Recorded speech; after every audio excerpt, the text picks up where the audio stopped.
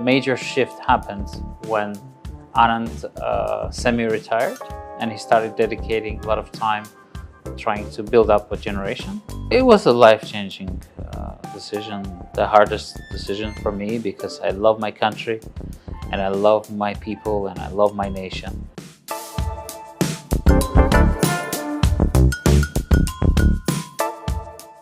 Hello and welcome to The Hindu. This is Srinivasa Ramanujam and I'm pleased and honored to have a chess champion along with me. Welcome Levon, how have you been? Wonderful, thank you. You've had a pretty busy and hectic last few weeks, if I may say so, and I think this was a cliffhanger today as well with the local Chennai boys and all that. So what goes through your mind moments after such an important tournament? Is it relief? Is it happiness? Is it satisfaction? What is it?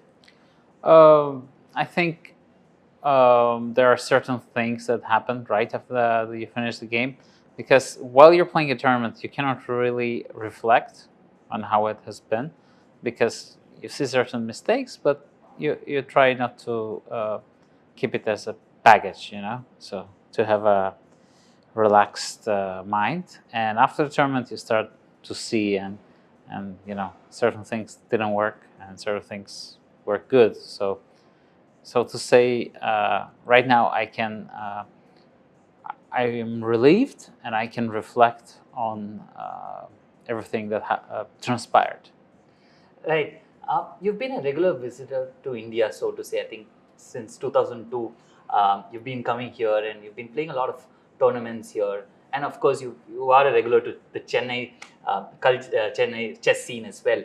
How do you see the scene changing from 2002 to now? And a lot of young players on the block, how do you see them coming up and facing the likes of you? Well, there were always a lot of young players in India, I think mainly sparked by Anand. But of course, the major shift happened when Anand semi-retired and he started dedicating a lot of time trying to build up a generation. And what you see now is the result of his work, his influence, his support, and the support of politicians who are giving a chance for the young guys all over India, but especially in Tamil Nadu, where Anand is from, to really show their potential. I've heard that you've done a lot of exploration of the city, so to say, in the times that you visited here. How do you find the city? How do you find the people, food? What kind of experiences have you had? I really enjoy the climate here. I enjoy the food a lot. The southern food is definitely, Southern Indian food is definitely more to my liking than the Northern Indian food, because I like the things that are growing here more, like the tamarind and coconut and all of those tropical things. And but mainly what I really enjoyed doing, I love going on a walk, stumbling upon some, I don't know, either a ashram or a market, seeing people in the way they behave. And it's just very interesting from a cultural point, just to see what kind of people live in the city. And from what I've seen, I think people are kind of friendly here. And of course, there is less pollution, I felt. There's also less sound pollution, Unfortunately, in some cities in India, people really love to beep the horn. Levon, I've heard this interesting things about associated with you and your Armenian roots. I know that you arrive at any place a few days before a tournament, which is rare for an athlete or sportsman. Yes. Because they usually come during the day of the tournament or just before. I've heard that you come earlier and you explore the city, you explore your roots, so to say. Yes. Chennai has an Armenian community, not too many people, but still Yes. there is a community in that sense. So can you talk to us about your tryst with the Armenian community here in Chennai? Absolutely. Well, the history of Armenians in the region, and especially in the city of Chennai, it dates back to, I think, 1720s, when the city was establishing and many things were being built. And I mean, of course, Chennai has much bigger history, but what I'm talking about is when it was growing bigger, growing bigger. And for example, some of the modern style bridges. I mean, there is one bridge that was sponsored by an Armenian. So we have the Armenian street where the houses hosted Armenian merchants. Then we have our church. Then we also have a lot of things in the church of St. Thomas Mount are actually, they originate from Armenia. For example, the cross there has Armenian engraving. There are two gravestones that belong to the person who was spending his own money to build up a lot of things in the area. Also, the St. Thomas Church has a lot of Armenian things there. So that makes me proud and that makes me happy. And for me, it's important, just on a personal level, to come and meet with Armenians. You know, after all, we are 3 million people in our country, and it's just something that I think small nations do. We try to connect and we try to support each other and we try to inspire each other. So, any interesting people that you've met here during your visit to India, during specific to Chennai, any Armenians that you've visited and you've reconnected and you're still in touch with? Oh yeah, absolutely. We have about, I would say, 6, 7 families. So tiny amount here. I think there are much more Armenians in Kolkata, where also has a lot of Armenian history. But here, unfortunately, the people left. I think most of Armenians that were living here, they either went to United States, to Singapore or Australia. That's how it happened. I do make sure that I meet Armenians and the people who have the time to meet me when I come here. So that's something I feel is my duty. You mentioned the church, and the church is in Georgetown is more than 310 years old in that sense. So when you first went there, what went through your mind, and what are your recollections of that particular place? Well, it's very beautiful. In fact, we have bells that are actually manufactured by the manufacturer of the bells in the Big Ben. There are 6 of them, and they're absolutely wonderful the way they look and the sound, and the church by itself. It's a beautiful church. So, and the first time I visited, of course, it made me very happy. I knew that there are few Armenians in Chennai, but the fact that the church still stands and it's all well preserved, that makes me happy. So is this you tracing back your roots? Is this you reconnecting yourself with your people in that sense? So how do you view that? Why did you do that? It's just natural. That's what I think most of successful Armenians all over the world do. We used to have a great singer named Charles Aznavour, and I've met him twice. I mean, he was one of the most famous singers in France, and I think every French person knows him. He was Armenian by descent, and I've met him twice. And then I asked him, what would you recommend? Because this was maybe 10 or more years ago, asking what would you recommend me to do generally when I travel? He said, well, I would recommend you to visit every Armenian community wherever you go, and just to inspire them. For you, it's just a couple of hours of your time. For them, it's a memory and something that might inspire them to excel in what they do. And I think this is true. We're, in the end of the day, every person is an ambassador of his nation, of his country. And if we can spare this time, that I feel is our obligation. Okay. In 2021, you moved from Armenia to the US, and now you represent the US. I think your first tournament, in fact, after joining the US, was right here in Chennai for the Olympiad. Can you talk to us a little bit about the decision to move there and what prompted that? Oh, yeah.